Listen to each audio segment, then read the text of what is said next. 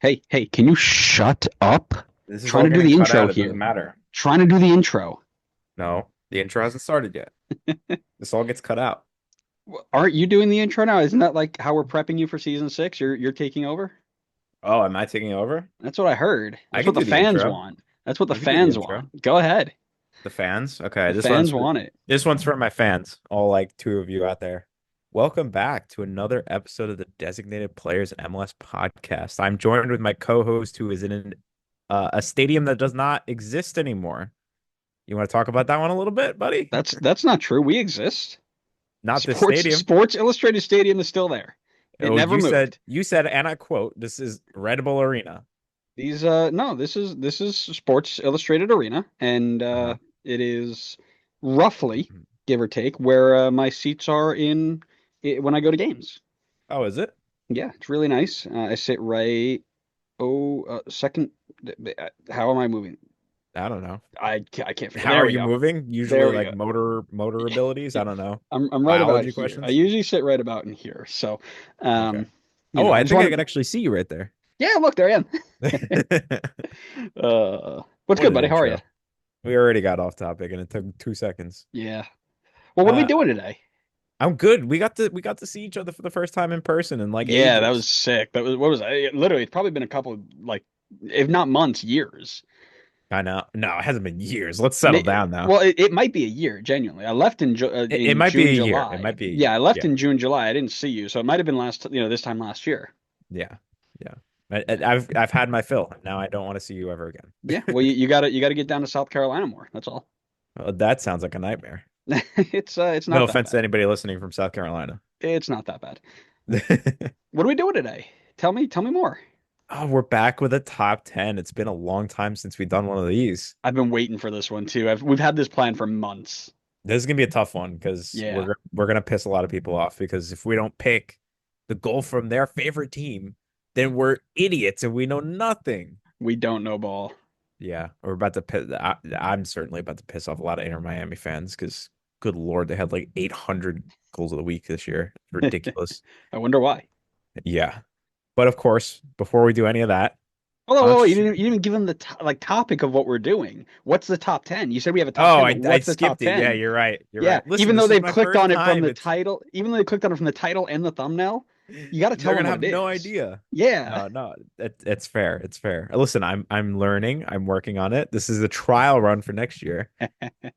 Yes, so we are coming back with a top 10 this week, and we are going to be doing the top 10 goals of the week slash goals of the season, however you want Close. to Yeah. So word we're it. doing the top 10 goals from the MLS season 2024, but we're only Yes. selecting ones that won goal of the week. So we didn't have to go back and watch 1,000 goals and pick out 10. So we picked Yes. ones that won goal of the week, which, as we know, because it's a fan vote, might have shifted things a little bit, but it was the easiest way for us to get the Just list maybe. together. Yeah. But you were almost there. Keep going now. Yes. So now that we've said what exactly we're doing, we can get into Scarf of the Week because we can't start the episode without Scarf of the Week. My friend, you're looking a little barren over there. I'm actually putting it together. This is the new U.S. Postal Service scarf. It's just a bunch of envelopes stapled together, but we're representing the U.S. Post Office today. Um, What division are they in? they're listen. I cut deep. They're a little known eighth division side, and Mm. people would know about them because if we had Pro Rel, they'd be up in the first tier by now.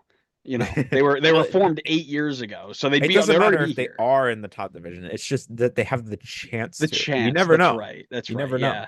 Yeah, like that's the beauty of it, right? A bunch of postal workers down the street put a pub team together and make their way all the way to play at Sports Illustrated Stadium. I mean, I cannot follow the league unless I get to see Leo Messi go up against a bunch of post officers. Man, if you guys are new here, this is your first time clicking on this, welcome. This is these are the vibes we bring. Yeah, hopefully that's not someone's first episode because my goodness, Yeah. that's No, quite the listen, I, intro. uh, I I flew home for the Christmas break and I didn't have room to pack any scarves, unfortunately. And that's just the way it is. For the first time in 5 seasons and 300 episodes, I am scarfless. Listen, some of us don't pack scarves when they take our trips, and some of us do. I am also taking a trip right now, hence why I got to see my good buddy over there. And I brought a scarf. And not only did I bring a scarf, I brought a new scarf. Ooh, I've got myself a Portland Timber scarf I like that with one. some confetti thing going on. Yeah, I And like that. you'll like this even more. Meats in the middle. Is the back of it a tree? No, the back of it is empty. Okay, so it's It's not as just good not as good confetti. as mine, but it's not bad. Not bad. Yeah, this was a Um, good one. It was a good deal. It was like a pay one price, and there were two of them. Here's oh, another very one. I'll nice. bring it out at some point. Ooh, I love it. I love it. Yeah. Yeah. Um, so the way we did this, like I mentioned, and I'll take over from here. You did a great job.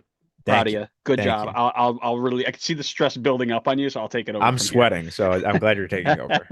um, yeah, no, this is the most talking you've done all year, like 5 years is the most you've done. So basically, what we've done is we've gone through and we have watched back every goal of the week from 1 to 37, and we are going to go and give our top 10. We'll give a couple of honorable mentions. But the way I want to do this, Connor, I want to say, I want you to tell us who scored it, what team they played for, and then the week that they scored it. So if people want to go back and watch it, they can go to MLSsoccer.com and just kind of, if you just Google MLS goals of the week 2024, it'll take you to the MLSsoccer.com page that has all of them there. So if you want to go back and watch it yourself, you absolutely can, or you can stick around. I'll probably put the clip in the video to make it a little bit more, you know, enjoyable. Or Yeah. if you're listening on the audio, go watch it yourself because there are Yeah. some good You ones. you could just pull them up as we go along. Yeah, yeah. So why don't we start as we always do with a couple of honorable mentions? What do you got? Okay, so I'll give three honorable mentions, and I so these are all just our opinions. All right, you can have your own opinions. Andrew will have his own opinions. Like, just because we didn't pick your favorite team's player to be in here doesn't mean that we hate them and we're enemies of your team now. Unless you're Minnesota, of course. I have gone for my three honorable mentions. I will go with Week 15 Leo Campagna for Inter Miami, Week 36 Leo Campagna for Inter Miami, and Week 1 Mateus Bogusz for LAFC. Nice, nice. Do you have criteria you wanted to put up there? Yeah, it's all vibes. There is I no love it. criteria.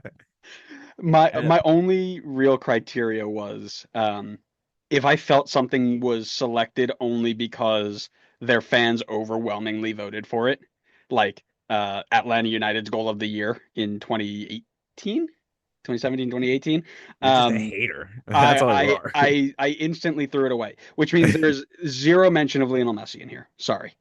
Yeah, Sorry, not sorry. I'll be honest. So I ranked every single goal from every game week, and the highest Messi goal I had was like 17th on my list.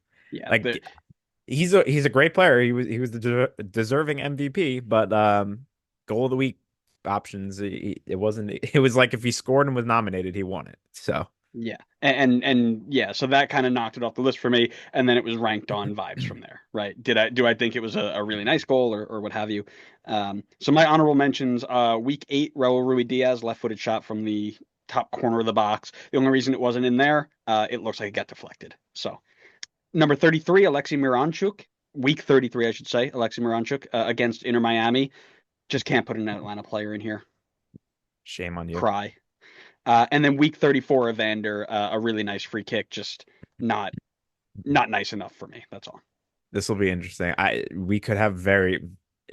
We won't have a completely different top 10, but I think it could be bounced around between a bunch. I wonder if we'll have the same number one. That I'm very interested about because Yes, I will say I combined both of Luca Oriano's half field oh goals because they were boo. No, they're exactly the different. They're same. They're different. exactly the They're same. not exactly the same. I, And I I'll I don't make have my a case for problem that that you later. I don't have a problem that you did it differently, but I put them together because I felt like they were exactly the same, and I wanted to get one more in there that I felt wasn't deserving of an honorable mention. It should have been top 10. So I combined the two. Fine, fine. Well, Why I'll, don't you I'll give me? make my case for it being different later, but All right, that's fine. Give me number 10. spoilers, sorry. Give me number 10. My number 10, I've gone for Chris Durkin in game week 18. He picks up the ball, edge of the box, little fadeaway shot. And I think he put some ridiculous power on that because genuinely, he was his body was moving away from the goal and he rifled that thing into the back of the net. I think it was an impressive use of controlling his body and really getting enough power on it, and he just blasted it right through. I think the fading away is really what was it? It wasn't like it was a crazy distance or he did some Hmm. like crazy skill moves or anything, but just to be able to generate that amount of power while like your body's moving away from the goal, I think was super impressive for me.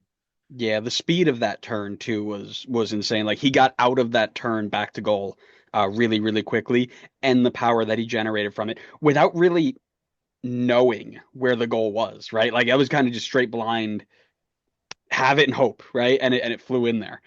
Yeah, and But that's not normally in his repertoire either. He's not a no, goal no, scorer. no. But I will reserve my judgment for that. That's what I'll say. Ooh, okay. My number 10, week 13, Matthias Rojas from Inter Miami. Just this was a difference for me between him and Evander was distance, right? I'm watching this back now. He's got to be 36 yards out. I think it looks like a double 18, something I'd do in training. That looks 36 yards out, and he, I mean, rifles the thing past I believe that's Montreal, the Montreal goalkeeper. Hits it really, really well. Great swerve on the ball, good power, and great placement. Not a magical, right? A good finish from a deep distance. So I think it gets number 10 on my goals of the year nominee. It's a great goal, but I'm gonna reserve judgment on Yes. All right. it. That would have been really bad if you were like, that's number one. What do you mean?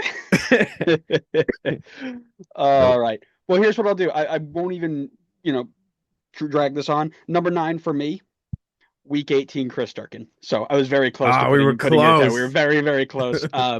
He was super, super, like I said, the speed at which he turned out with that ball. And DC, again, don't score a lot of not DC, I'm sorry. St. Louis didn't score a lot last year. They struggled a little bit in their attacking output, if you will. But yeah, he takes that thing down, and it's actually I'm watching it back now. I watch a little bit closer. It's actually kind of like on a half volley. That ball's bouncing too. If you watch it closely, it's still in the air as he turns and hits it, whips it around with a bit of swerve, and puts it right in the top corner. So yeah, I really enjoyed that one. But again, I think there were better ones there. So It was tough. There were a lot of good goals this year. So there always are. There always are. yeah, yeah, that's true. Bangers only. Yeah. My number nine, I've gone for Ashley Westwood of Charlotte for game week 6. Ball's played over the top, headed away. I forget against who, Columbus maybe, and it falls to Westwood, who chests it, lets it bounce once, and then takes a half volley and blasts it into the side to score the goal. I just think it was really good chest control and then to hit it on the half volley. And he really got behind that ball. Like it wasn't like, oh, he kind of like lobbed it and it just kind of like blooped over the keeper or something. Like, no, he got his foot behind that one and he rifled it in there. Distance wasn't like anything too crazy. It was like just on the edge of the box. Still like great. Don't get me wrong. I'm not trying to downplay the goal, but yeah, I mean doing that like chesting the ball and then taking it on the half volley was it was just very like aesthetic to watch with the eyes. So I had to get it in my list, and arguably I could probably bump it up higher, but I got it at 9 right now, Oh, you can bump it up higher, you say.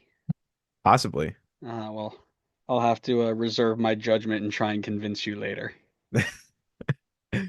Well, I'll try to convince you of my number. Well, I won't have to convince you much of my number 8 because my number 8 is also Matthias Rojas from game week 13, the free kick goal.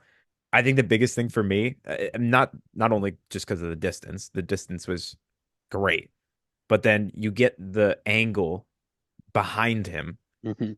and I was tracking it based off of the ad board in the background, and it was a banner for they were playing against, as you mentioned, Montreal Impact. The ball started in, or sorry, Montreal Impact. They don't exist anymore, but it was a banner that said Impact Montreal, and it started at the A in Impact, and the ball ended in the T in Montreal. Like that thing moved. It was And for crazy those of moving on you it. who aren't watching this, because I'll put a picture like a screenshot of it. This isn't like on a handmade 4x4 poster. This is like a full Oh, size. full You banner, can like read it across across the the whole stadium banner. stands. Yeah, Yeah. yeah. Like if you were to you could line it up, like the banner wouldn't even like just the words Impact Montreal wouldn't even fit behind the full goal. Like this thing was moving. It's crazy movement. The goalkeeper had no shot. It's a crazy free kick. I think it might be I'm not 100% sure, but I think it might be the highest free kick I have on my list. I think it was probably the best free kick goal that somebody in MLS scored this year. I would. Let me just double check to make sure I'm not. Yeah, I think I would agree with that. I think that's also the highest on my list if I'm just remembering really quickly. Ba, ba, ba, ba, ba, ba, ba, ba. Yep, I believe that is the highest on my list too. It only made it to 10, but that's because most of the free kicks this year weren't like screamers from 900 yards out, you know? Yep, yep, So that was your number eight. I'm going now to eight. yep. All right, my number eight, it is Vancouver's Scotsman Ryan Gauld, week 19, up against that looks like New England. Oh yeah, there's Emma Boateng. That's New England, baby. And he is the ball is being kind of worked around the box. He picks the ball up from again 36 yards out and just laces it past Ivicic. This is just from another zip code. I mean, I remember watching this. I believe this game was pretty much done and dusted at this point. This was kind of just icing on the cake. But man, he hit this thing, and when you hit something from that far out, it either needs to be. Let me rephrase. If you hit something from that far out and the goalkeeper doesn't even take a step. It either needs to be hit with so much pace they didn't see it, screened so they didn't see it, or move so they don't know where the ball's going. And I think he had two of those three where it was so hardly hit and it moved so wickedly. Ivic just watched it go in the back of his net. I think it was a wicked strike, but I did rate some of the other ones a little bit higher. So it was better than Dirk and Rojas, but I don't know if I put it higher than some others. So I will say unjustly took the glass half empty approach on this one. Of course you did. He definitely did hit it from like a mile away. I had this assumption that it deflected at some point because, Mm, like you said, Ivicic did not move, and the ball also, like where it hit the back of the net, it didn't look like it was like tucked in the corner. It didn't look like it was out of reach of Ivicic. So it could have been like I think the glass half full is like you had said he just hits it with so much movement, or like he just hides the movement of it so well with the hit that Ivic just can't figure it out and just gets frozen. Or maybe it got deflected and it moved different from where Ivic was first moving towards, and then he just got stuck. But I couldn't see anything for sure, which is why I feel like it's kind of harsh for me to take the glass half empty. But I didn't have it in my top 10 because it just felt like something felt off. Like it was just like if Ivic dove, it would have definitely looked better too. fair, fair. Yeah, that was always the thing when I used to make our videos when I was, training as a goalkeeper with my friends. I always tried to dive in case it would look really cool on shot, and it always did. So I don't blame you, Oh, but you're a good friend. I am. I'm the best. You know that though. You knew that. That's not a Well, you didn't help me for my mixtape or my yeah. my Your tape. tennis mixtape. Yeah, my there's no actual tennis highlights on it, and we're just rapping about tennis. All right. Well, why don't you wrap your way to number seven? My number seven is somebody I mentioned before already. Mateus Bogusz again. Week 27 against the Seattle Sounders. A ball is played into the box. It is cleared away, and Bogusz runs in towards the edge of the box and first time volleys it into the bottom left of the goal to score. I might be wrong, but I think it was the only volley on the list. A couple half volleys from what I remember. I might be remembering that wrong, so someone could correct me. But yeah, I mean, for a volley, especially like it's not Rojas deep, right? Like we're not talking Hmm. like way out there, but pretty decent depth for a volley. And he hit it so well, right over everybody, over the goalkeeper, over the defense, and it finds its way into the left side of the goal. I'd say the only thing that took a little bit away from it, and by all means, it's very harsh criticism, but I think seeing the ball hit the back of the net makes it look so much better than when it kind of like bounces first and then goes in. And I think his volley bounced and then went in. Still an unbelievable goal, great shot. It's number seven on my list for a reason, but for a pure volley, I had to get it on my list because it was unique for this year's game weeks, goals of the week. Sorry, Connor, Connor, Connor, Connor. Andrew. Put her there. Oh yeah, we got one. We've done it. We've got one.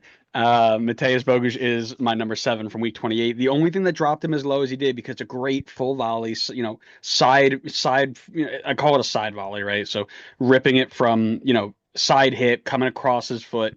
It does bounce before it goes in. The other thing is empty goal. Right, the Yeah. defender's there that could clear it. Goalkeeper's out, a little bit less impressive. But I will say, yep, that is where I have him. But I need to call you on your comment that it was the only volley on the list because you put, I believe it was Ashley Westwood at 9. But that was a half volley. No, it wasn't. Watch it back. I could have sworn it bounces first. Watch it back. You want to know why I know? Because Ashley Westwood, week 6, is my number 6. So I've rewatched it again. Segue. Yeah, that's right. Isn't that great?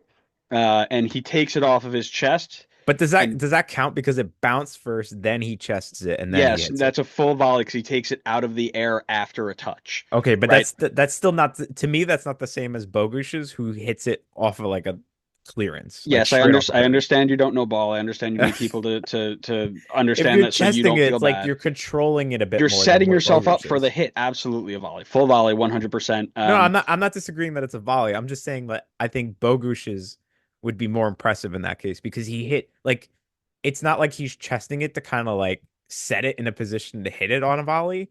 Like he's just hitting it straight off the clearance on a volley.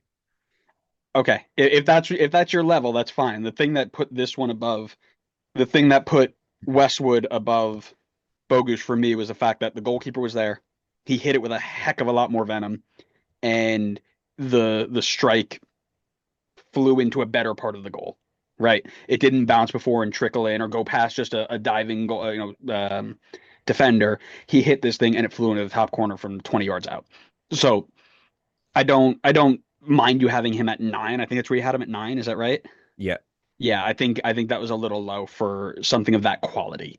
Again, if he had just taken that off his chest, taken a touch to the ground, and then shot it, sure, you can drop it a little bit lower. But taking it from his chest on the full run into a full volley into the top corner of the goal, that's absolutely class. And that thing, I think it deserves to be higher than 9. I think it's a little harsh. I'm not saying it needs to be top 5 because he's not top 5 for me, but I do think it's a little low. So you think it needs to be 6, basically, is what you're saying, because it has to match yours. I mean, listen, you said it, not me, but I don't disagree with you. Well, I'm just speaking on your behalf. Well, see, the I way won't that the way disagree this either. show work, It's a great goal. the way this show works is I speak on your behalf and I speak on my behalf, and you don't speak at all. That's usually how this works. The fans won't like that. I don't They know want about to that. hear me speak. I don't know. That when I met Owen at Red Bull Arena, your name never really did come up, did it? Yeah, I don't think it did. I had to bring it up just to keep you in the conversation, but um, yeah. I'm pretty sure you said, and I quote, he asked where I was. Did I include that just to make you feel good? I don't know. You could have. You I, could I have. might It's have. I might have. possible. I don't know. Well, what I do want to know is what your number 6 is. My number 6, I have gone for, I'm gonna butcher this name. I know I am. Game week 11. You can correct me after I butcher it. I'm already ready for it. Alex Katranis. Yep, that's good. Okay, I'll take it. Yeah, I mean his goal was great. I mean, so this one's a true half volley, not like the Westwood one. A ball is played into the box. I believe it is Gleesnes who heads it away. Katranis touches it down with the left foot, lets it bounce once, and then takes a half volley from way out to beat not just any goalkeeper in there, Andre Blake, one of the best goalkeepers in MLS's history.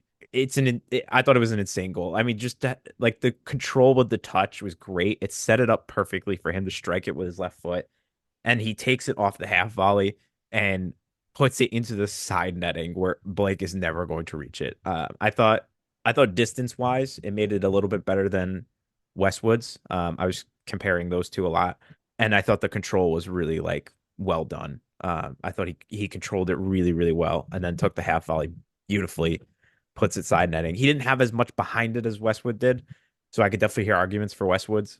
But I thought the distance wise made it a little bit more impressive, so it was a bit higher up for me. I don't think you said a ton of things wrong, but I will have to reserve my judgment for now. Okay, okay. I'll throw you over to number 5. What do you got at number 5? So my number 5, I have gone for Joachim Nielsen or Joachim Nielsen Mm-hmm. for St. Louis City SC in game week 5. The ball is played on a corner. It is headed across the box behind Nielsen. The center back turns his body and hits a bike over Mickey Amane and into the goal. I mean, a bicycle kick, I feel like has to be top five at the very least. Some people will probably say it's harsh to even put it as low as five. I just think that there were a couple of goals ahead that were a bit better. Obviously, a bicycle kick is really good. It's really strong. But he was also practically standing right in front of the goal. He was not far out. And the goalkeeper didn't even like aesthetically, the goalkeeper made no play to try to save the ball. Probably because again, he was like right in front of the goal, not super far. Great goal, obviously. Any bicycle kicks can be a great goal. And I just thought that the ones ahead of it were just a little bit more impressive. I think having a bicycle kick outside the top three is sketch. Uh, Sketch. so I am going to reserve my judgment once again, and maybe I played spoiler there, but that's okay. And I will tell you that my number five goes all the way to the last week of the season, and it's week 37. Leo Campagna winning goal of the match day for his goal against Toronto FC. Ball goes out to this guy Luis Suarez, I think is how you pronounce that. Uh, he takes it in on the first touch off of his thigh, sets himself up for a side volley into the bottom corner of Sean Johnson's goal with two defenders around him. Now, again, it's Toronto. The season's pretty much over at this point. I believe they were out at this point, and yes, he got service from, the great Luis Suarez, right? But the quality in the finish, the control, the calm composure to take it down with players around him and still get that sort of shot off and then to put it in the net, right? A lot of the times you'll see stuff like that and it goes straight at the goalkeeper. It goes over, it goes wide, they miss it completely. To be able to take that down with the players around him in the moment and then all on his left foot, and I got to double check and I'll it is his strong foot. So I was going to say it was his weak foot, but it's not. It's his strong foot as a left-footed player. But still, to be able to do that and have the wherewithal to try and pull something like that off instead of lay it off to a Lionel Messi who's right behind him, right? To do something like that, I think it's a really high level class goal, and I believe it sneaks into the top five for me. I mean, I had it just outside the top 10, so I'm not gonna like argue too much with you on that Yeah. one. I think that the only thing, and again, this is gonna sound so stupid, but like I think the only thing that kept it a bit lower for me was I think one, the like you had said, the defenders, even though they were around him, didn't exactly like pressure him too much. He kind of had the space to take the touch and then volley it. Hmm. And then the second thing was the shot itself.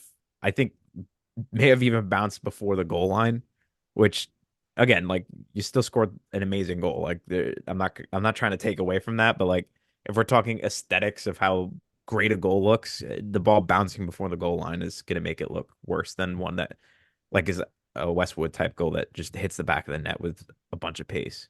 I think you are shortchanging it a little bit, but Maybe a little um, bit. yeah, I think not even having the top 10 is harsh, but that because I know you didn't combine the two goals like I did. If you did, would that have been your number 10? I think it would have been number 11. Yikes. Oh Okay. wait, no, it would have been number 10. Yeah, okay, that's fine. I'm okay with that because that's what I did. I tried to sneak it because he would have been outside the top five if I kept him separate. So So it passes your litmus test. no, I still think you messed up here, but At um, least you're honest. yes. Well, when have I ever not been, right? I'll just jump in right here. Number four, Alex Catranas for me for all the reasons that you said for RSL. The distance is what did it for me because yes the power might not have been the best, but I mean the dude's a solid 30 yards out. He takes it off the half volley and has the power behind it to get it past an Andre Blake who is 2 yards off his line. So it's not like he chipped Andre Blake and he couldn't get back to it. He hit this thing with venom, dude, and it flew into the side netting. And I still think Andre Blake should have done a little bit better with it, which is why it's not top three for me. But man, that is I remember watching that on MLS 360 that like as it happened, and my jaw was on the ground. I was like, "Holy moly, what a hit!" So yeah, I think it's a top five goal for sure. And the quality behind it is uh, just something that you don't see every day. I mean, you see it like every other day in MLS because bangers only, right? But you don't see it every day. So top four for me, 100%. Okay, fair. My number four is part one of Luca Orejano. and this is where I will go into somewhat of the explanation of why I separated it. But Which week is it? this is game week 29. Again, I don't want to take anything away from it. Like it's a crazy, crazy good goal. Like it's number 4 on my list for a reason. Like I think it's a superb goal. The reason I separated it is because I do feel like it's distinct from the other one that spoilers I'll talk about later. Whoa, really? Um, really.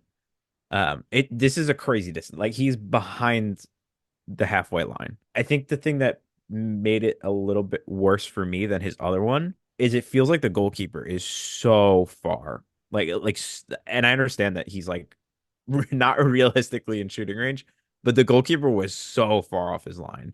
Like he still hit the ball really well, but like the ball bounced like well before the goal. Like rightfully so. I wouldn't expect him to be able to like score from like hitting the back net from where he was. But it just didn't feel as aesthetic when it bounces first and then goes in, and considering the fact that the goalkeeper felt like he was way out of the goal. Um Still crazy good goal nonetheless. I don't want to make it sound like I'm downplaying the goal. It is a insane goal. And the fact that you have to specify which game week because he did it twice in a season is Is insane. absurd. It's insane. Yeah, no doubt there.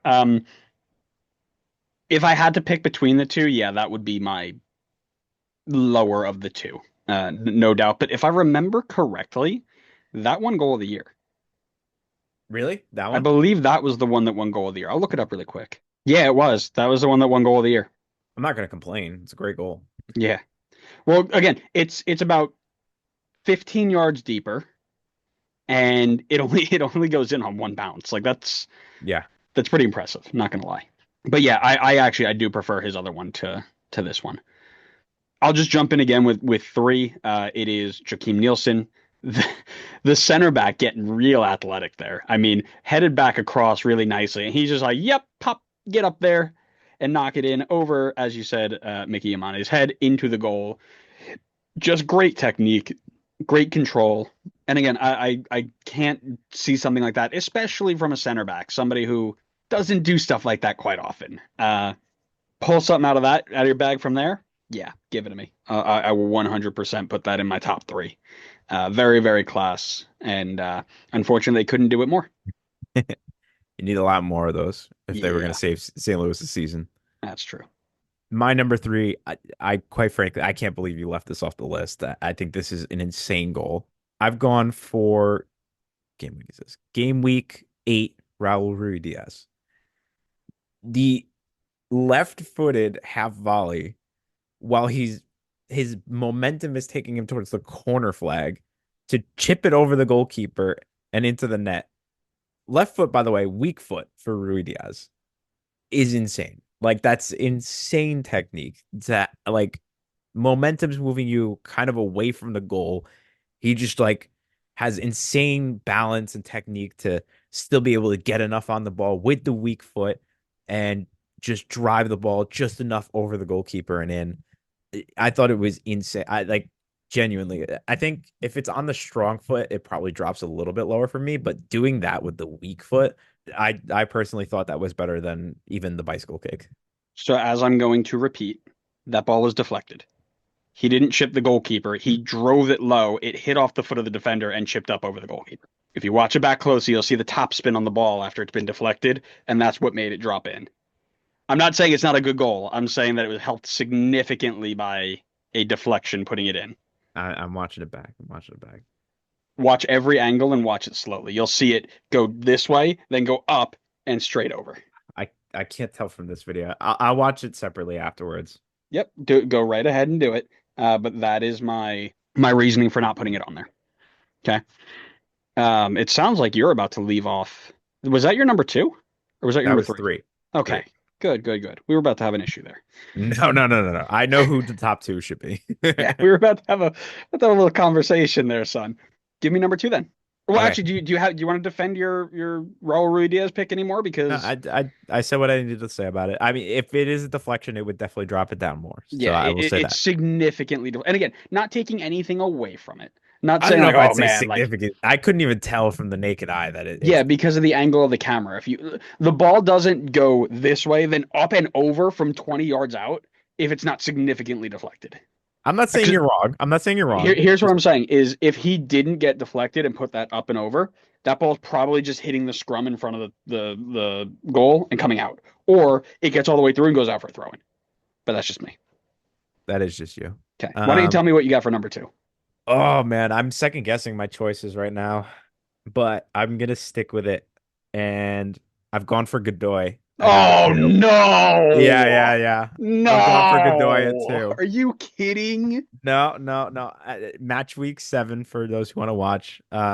It honestly was a tough decision. Like his bicycle kick is It's insane. not. It's It's not insane. that tough of a call. What do you mean? I You've mean, just made the I don't want wrong to talk about the other one. one yet because I'll talk Oh about it. man. Go ahead, do your thing. I mean, it's an insane bike goal. It really is. But I thought the other one was better. I mean, I thought this was much better than Nilsson's. I it's Hmm.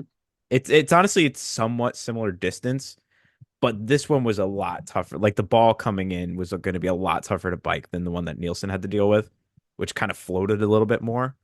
This one was off like a cross that came in from Schaffelberg.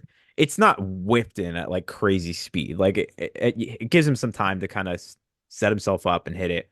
And he hits it great. Don't get me wrong. Like he laces it, I think, better than Nilsson did, which is why again I put it higher than the other bicycle kick. Yeah, I mean he hits it well, and he hits it in the corner, which is great. He hit it low.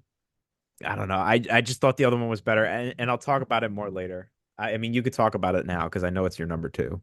Yeah, well, my number two is the combo of both of them, right? Because they're roughly the same. But if I had to pick one of the two, it would have been match day 21 because he picks out the ball, he takes it just over the halfway line against Philly. Also, R.I.P. Andre Blake, dude. This dude's just getting, or actually not Andre Blake, but this is actually, I believe, I don't think it's um, Andre Blake in this goal is for this Semley. one. This Yeah. is one of the Semley goals. But RIP Philly, man, they are just being exposed in this video. Philly and Montreal are just getting absolutely run. But he just takes a little touch over. He sees Semley way off his line. He says, "Screw this!" Boop, and he ropes it underneath the crossbar over the goalkeeper and into the back of the net. No bounce on a frozen rope. It's an absolute rocket of a goal. But to say that it is the best goal of the year when it didn't, when of the two that he did, this one didn't even win. Okay, Godoy's didn't win goal of the year either. Yeah, So but if we're talking about like which one of his distance goals are better, and this one didn't even win, you're gonna say it's your number one. That's sketchy, right? that's Um, not it's sketchy. sketchy. We need to question your thing here. I don't think half field goals should be goals of the year because the goalkeeper can always do better on them, right? That's always been my opinion, and it's been my opinion for years. Like I just don't think that they're as impressive because most of the time, yeah, it's a great goal, it's a frozen rope, it's great recognition.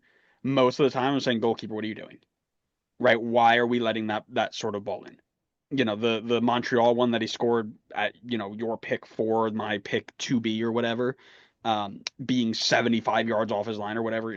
Why are you there? Right? Drop back. This one, it's a good hit. Don't get me wrong. Like it's number two for a reason. But you're telling me that Semley couldn't have dealt with that any better? I struggle to believe that.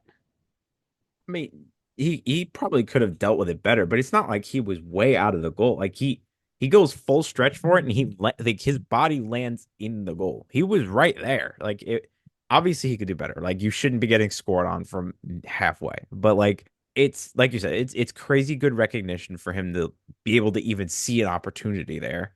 And then the technique is insane. Like he is But I midfield. don't think the technique is better than Godoy. That's what also put me over, right? It's a great rope, right? This is a ping, right? If he just did this and just switched the field, right? We're all saying like, oh, great technique, but we're not calling it pass of the year. I mean, you could call it pass of the year. It depends on the other passes. That's true. But I think Godoy's technique is better. I just do, right? Like, He hit it like okay, so he hit it from midfield and he had a small window to get it between Semley, who's diving for the goal, under the crossbar, and still managed to hit back netting from halfway across the field. Like No, that's insane. it's a great hit. I just don't think it's better than Godoy's bike.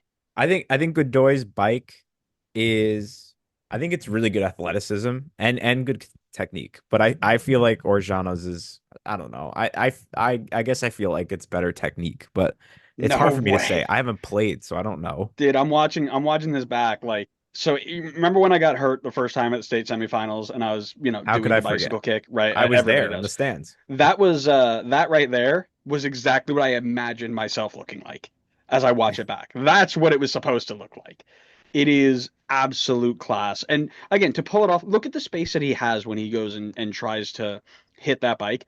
He can easily try and take this down and side volley it, but to have the cojones to just rip it out like that, that's something else. Like, I don't think that's a valid argument because you could say the same thing about Orejano. Like the dude's at midfield to have the cojones to lob the goalkeeper from midfield. Nobody's doing that. He did twice this year.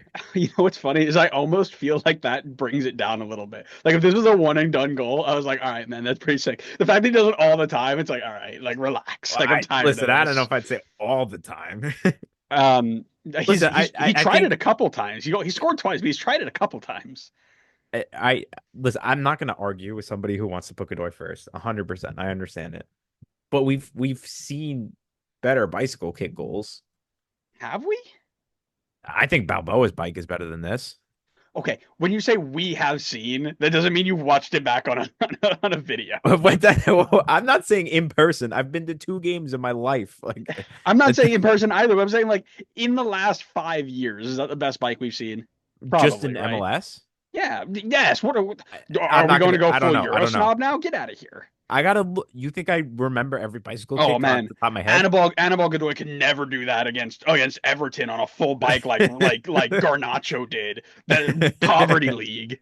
Get out of here. Stop with that. But what I will say is I did like in terms of Orejano's midfield goal. Like I haven't seen.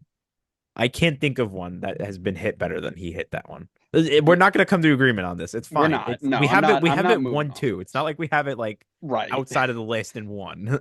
Yeah, I don't know. I think it's tough, but I want to hear from our fans. I want to hear what they think. Which is better, Annabelle Godoy's bike or Luca Orellano's week 21? I need to specify week 21, not the goal of the year. Week 21. Which one do you think is better? Um, because it seems that we are at an impasse, and maybe we put a little Twitter poll out or a B Sky poll out or whatever, and see what we get. But it was two very good goals on the top of a top 10 full of very good goals in a goal of the week list of 37 goals that half of them were really good and half of them were Messi stands getting really, really excited to see Messi's name involved anywhere. So let us know what you think of our list if we left anything off.